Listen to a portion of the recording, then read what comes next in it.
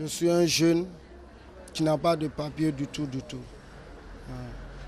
Mon père est mort lorsque j'étais petit, ma mère est morte lorsque j'étais petit. J'ai perdu, mes papiers et puis j'ai perdu, le numéro de mon extrait de naissance. Vous avez établi mes papiers, mais le numéro ne correspond pas. Le quotidien pour Albert Akampoutou Tapatride rime souvent avec sentiment d'impuissance, absence de droits fondamentaux comme l'éducation, les soins de santé, l'emploi, la liberté de circulation. On ne peut pas travailler dans la société, tout est dû. Vous voyez un peu, je travaille ici, ce n'est pas de mon choix. Voilà. Mais je n'ai pas de choix à faire. Ma mère m'a mise au monde, elle est décédée. Et elle n'a pas de papier. Je n'ai pas connu aussi mon père pour pouvoir prendre ses papiers, pour pouvoir faire pour moi aussi. Moi, je mes amis, on arrive au corridor, tout le monde descend.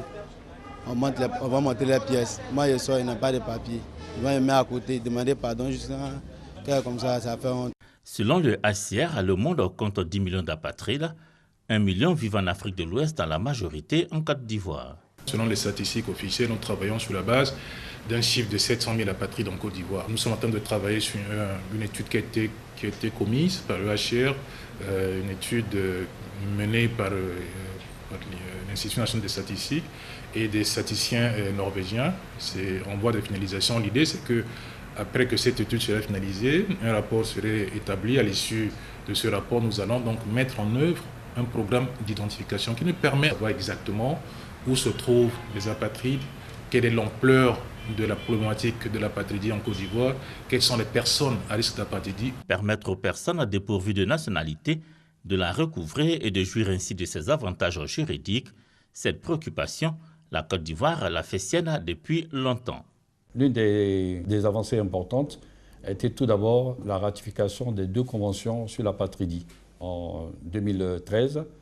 Et dans la même année, nous avons pris une loi permettant d'octroyer la nationalité ivoirienne à un groupe de population, les immigrés historiques, ainsi que leurs descendants nés sur le sol ivoirien.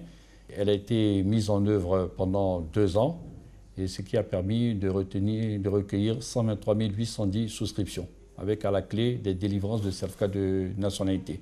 Afin d'aider les personnes apatrides ou à risque d'apatridie à tirer le meilleur parti de la loi sur la nationalité, le HCR rapporte son aide avec l'appui de certaines organisations.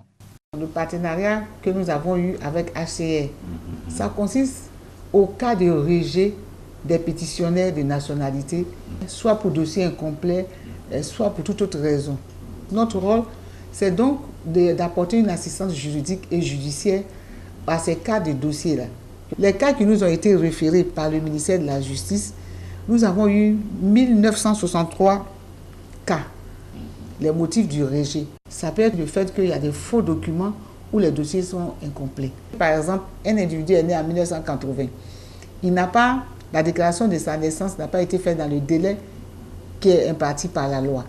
Et après, il va faire des extraits. Au lieu d'aller faire un jugement supplétif d'abord, il va se faire établir un faux extrait de naissance. Et donc, on rejette son dossier parce qu'on estime que cet extrait de naissance est faux. Donc, nous, notre rôle, c'est de l'accompagner maintenant devant les juridictions pour obtenir donc ce jugement supplétif. Myrna Ajami a mené pour le compte du HCR une étude sur l'apatridie et la nationalité en Côte d'Ivoire. L'experte en apatridie fait des recommandations.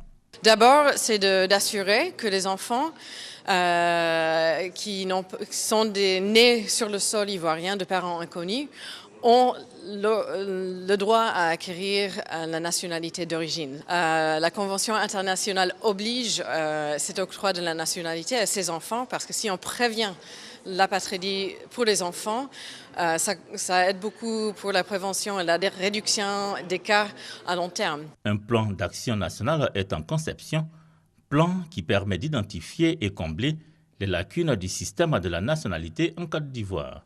Le pays a le soutien des Nations Unies. Nous accompagnons le gouvernement qui est en train d'élaborer un plan d'action national qui est en cours d'adoption et qui permettra à terme, n'est-ce pas, de régler des questions, par exemple, d'identification, les questions de réforme, par exemple, légales qui permettent aux uns et aux autres d'accéder à la nationalité ivoirienne. Il y a une volonté manifeste de régler les cas d'apatridie en Côte d'Ivoire, reconnue par les grandes agences internationales, la communauté internationale, puisque en 2015, la Côte d'Ivoire a accueilli la première conférence ministérielle régionale sur l'apatridie. Et c'est vraiment la première. Et le choix de la Côte d'Ivoire était dû au fait que le président de la République s'implique et s'est fortement engagé dans cette lutte contre l'apatridie, que lui-même reconnaît être un fléau. 25 février 2015, la CEDEAO adopte la déclaration d'Abidjan qui reconnaît l'apatridie comme un fléau en Afrique de l'Ouest et s'engage à y mettre fin. Mai 2017, le plan d'action régional qui s'appuie sur cette déclaration est adopté à Banjul. 4 juin 2017, il est validé par la conférence des chefs d'État de la CEDEAO au cours de sa 51e session ordinaire à Monrovia, au Libéria. 12 chefs d'État sur 15 sont présents, signe de l'engagement de la CEDEAO à relever le défi de la fin de l'apatridie d'ici